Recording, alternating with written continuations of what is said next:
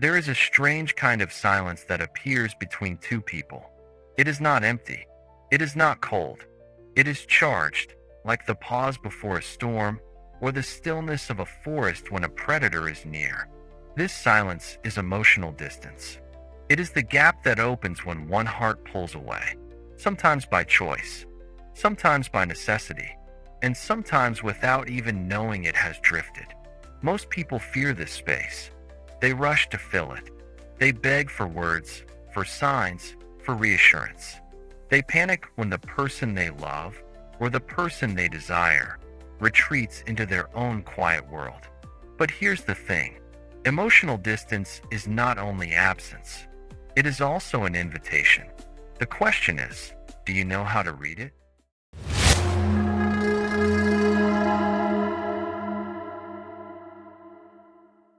Think of the times someone has stepped back from you. Maybe they didn't answer the message. Maybe their eyes no longer lingered on yours. Maybe their laughter seemed thinner, more rehearsed. What did you feel? A clawing in the chest. A fear that you were losing something. A need to chase, to close the gap, to restore the illusion of closeness. We all know that urge. It is ancient, rooted in survival. To lose connection is to risk rejection, exile, abandonment. Our nervous system treats emotional distance as danger. But what if you paused? What if, instead of rushing to fill the silence, you listened to it? Because within that distance is information. Within that gap lies truth. Marcus Aurelius once wrote, "You have power over your mind, not outside events. Realize this, and you will find strength. When someone pulls away, your mind screams for control. Do something. Say something. Fix this." But the truth is, you cannot control another's distance. You cannot force closeness. You cannot demand intimacy. What you can control is your response. And here is where emotional distance becomes an invitation. It asks you, who are you when you cannot reach the other? Do you collapse into neediness? Do you rage? Do you chase? Or do you find the still point inside yourself and let the silence teach you? Distance is a mirror. It reflects not only the other person's state, but also your own attachment wounds, your fears, your hunger for validation. When someone retreats, you are confronted with the truth of your own self-worth. Do you believe you are enough even in their absence? Or does your value evaporate the moment they step away? That is the test. That is the hidden invitation. Imagine two people standing on a shoreline. One begins to walk backward toward the horizon. The other feels the pull to follow, to chase into the waves. But what if you simply stood still? What would happen? Most of the time, the one retreating looks back. They notice the strength in your stillness. They notice that you are not collapsing, not scrambling, not begging. And in that moment, the dynamic shifts. Because here's the truth. Control in human relationships often lies with the one who needs less. When you can tolerate distance, you reclaim your power. When you can breathe inside the silence, you stop being controlled by it. But let's go deeper. Not all distance is rejection. Sometimes it is protection. Sometimes it is reflection. Sometimes it is simply the soul's way of saying, I need space to return to myself. If you meet this distance with panic, you suffocate it. If you meet it with stillness, you honor it. And honoring it does not mean waiting forever. It means recognizing that not every pause is abandonment. Not every retreat is punishment. Sometimes, distance is a natural rhythm, the exhale after the inhale. Can you accept that rhythm? Can you let the other breathe without taking it personally? Carl Jung once said, "The meeting of two personalities is like the contact of two chemical substances. If there is any reaction, both are transformed." Think about that. Every relationship transforms us. But transformation does not happen in constant contact. Fire needs space between the logs to breathe. Emotional distance is often the very condition that allows transformation. It burns away illusions. It reveals what is real and what is fragile. It teaches patience, presence, and perspective.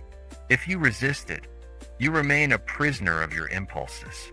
If you embrace it, you grow into someone who no longer fears losing what cannot be controlled. Now, let's talk about control. Distance threatens those who build their sense of worth on being needed. If you only feel valuable when someone is close, then their withdrawal feels like death. This is why many people cling, chase, demand. They are not trying to love. They are trying to survive. But what if survival wasn't at stake? What if the other's distance did not define your worth? What if you could let them drift without losing yourself? That is emotional self-mastery, not indifference, not coldness, but the quiet strength of someone who knows, my value is not up for negotiation. Consider this. When someone pulls away, they are revealing something. They are revealing their need for autonomy. They are revealing the limits of their comfort.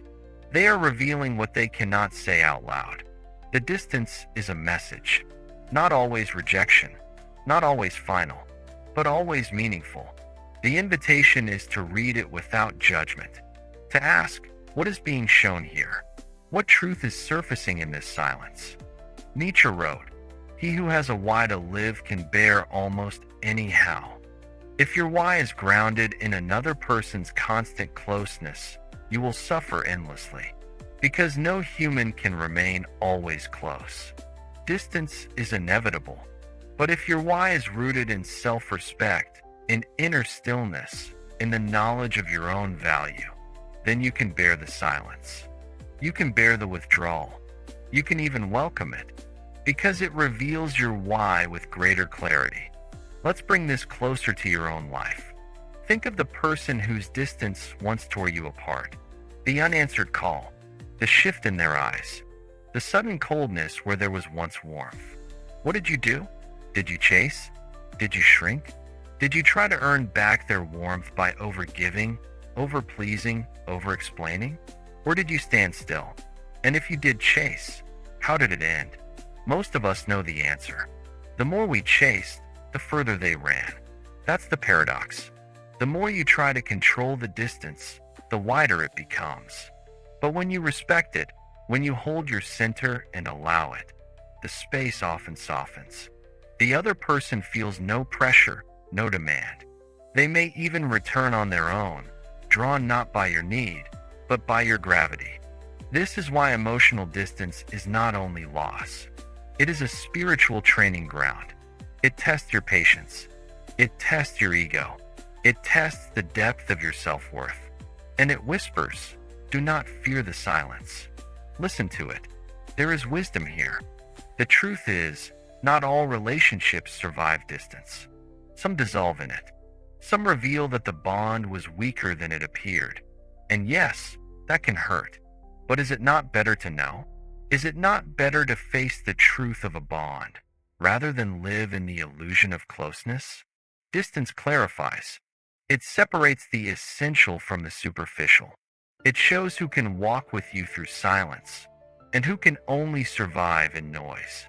So here is the final question.